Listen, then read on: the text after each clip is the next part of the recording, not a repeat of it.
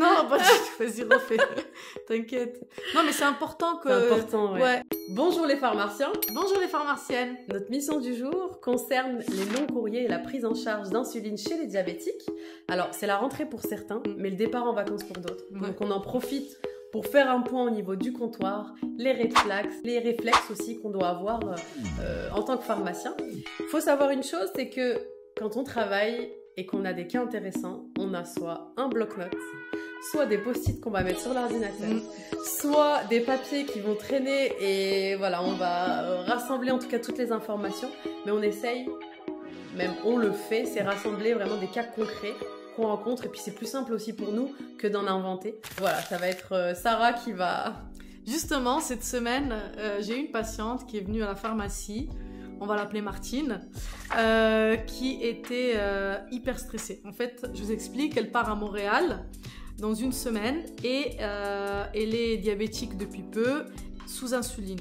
Donc je vous laisse imaginer le stress. Elle ne sait pas comment gérer son voyage. Elle sortait de chez le médecin, donc elle avait les ordonnances à jour, toutes les explications, mais elle m'a dit il faut tout me réexpliquer. Donc on est là pour ça.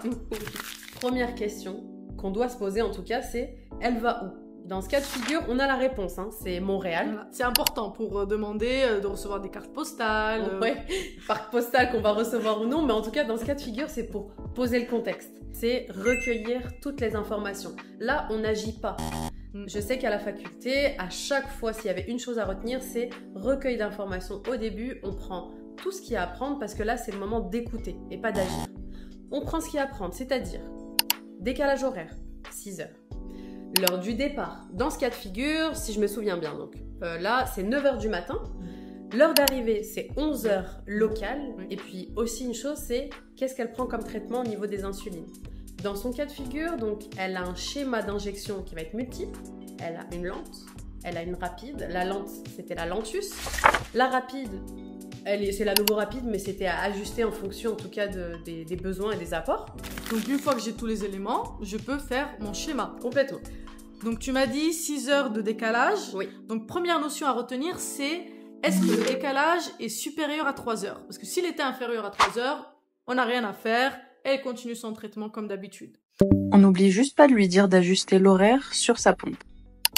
Mais là, le décalage horaire est supérieur à 3 heures.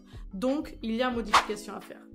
Donc, deuxième question que je me pose, c'est elle va vers où? Elle va à Montréal.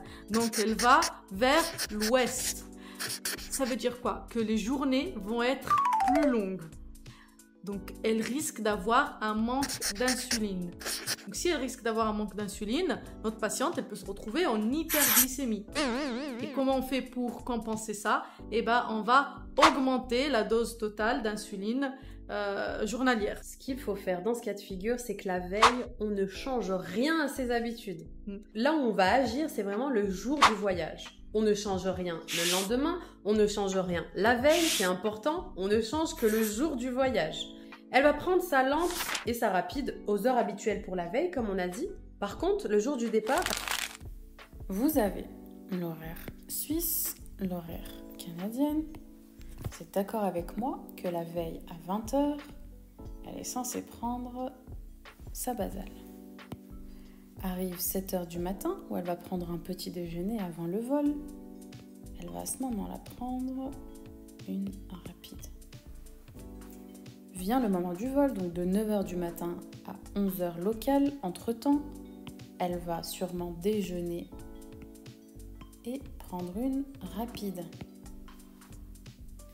Elle atterrit à 11h, qui est l'heure locale, l'heure à Montréal. Elle va continuer sa journée. Toujours les rapides en fonction des apports. Si elle prend quelque chose, en tout cas à l'horaire de 14h, parce que en soi, si on se réfère bien à l'horaire suisse, elle est censée avoir faim. Donc, à 14h, à ce moment-là où elle était censée prendre une basale, elle ne va pas la prendre. Et elle va à ce moment-là prendre une rapide. Ensuite, en continuant sa journée, à 20h, à ce moment-là où, en Suisse, elle est censée dormir, elle ne va pas prendre de rapide ou même rien prendre, mais à ce moment-là, pour se caler à l'horaire canadienne, elle va prendre une basale. Ok, donc j'ai bien compris. Maintenant, elle a passé ces 3 semaines, ça s'est bien passé. Il faut bien revenir. Donc là, le même questionnement va se poser. Elle va venir de Montréal à Genève. Donc là, c'est quoi la question qu'on va se poser? C'est vers où? Vers l'est. Et là, c'est l'inverse. On a un raccourcissement de la journée. Et donc, on peut avoir une accumulation d'insuline. Oui. Et ça peut être très dangereux parce que ça peut être source d'hypoglycémie. Et on sait que l'hypoglycémie peut être beaucoup plus dangereuse, en tout cas immédiatement, qu'une hyperglycémie. Ouais. Et donc là, qu'est-ce qu'on fait pour pallier à une hypoglycémie? Et donc là, dans ce cas de figure-là, on va diminuer le dosage total en insuline.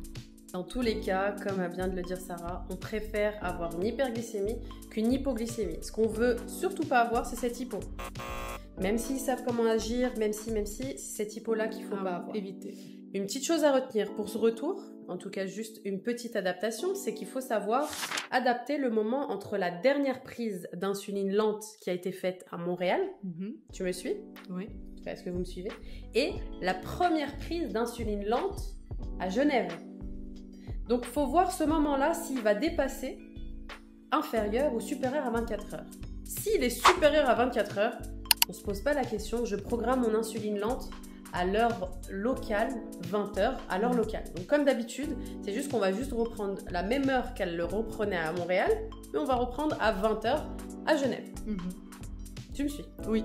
À ce moment-là, si c'est moins de 24 heures, on va à ce moment-là reporter la prise de la lente.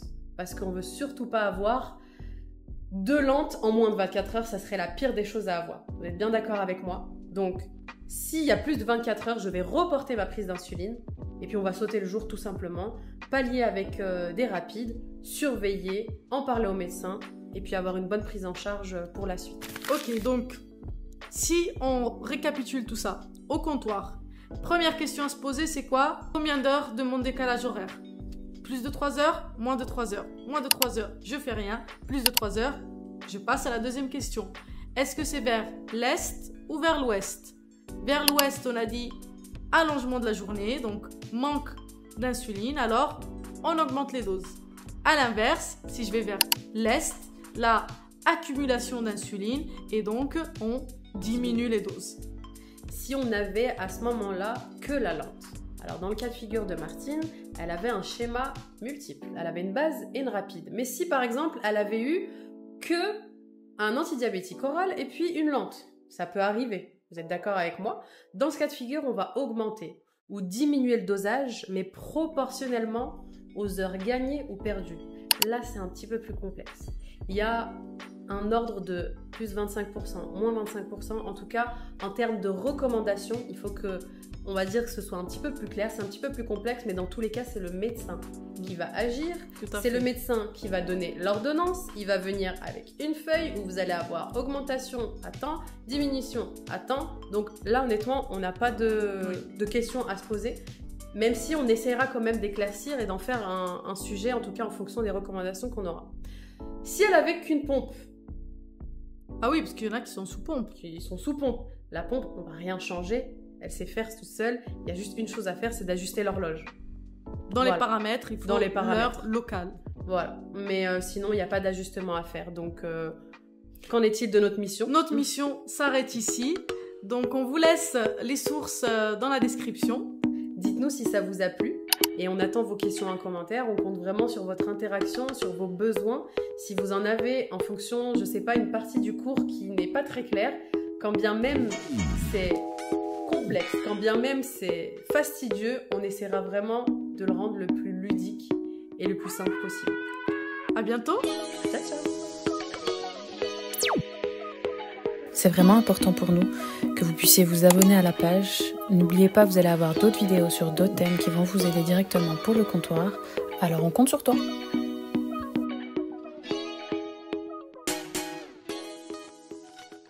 Un cycle et... En tout cas, quand il y a... Oh. Sérieux? Tu verras. On parle combien ils vont dire ça?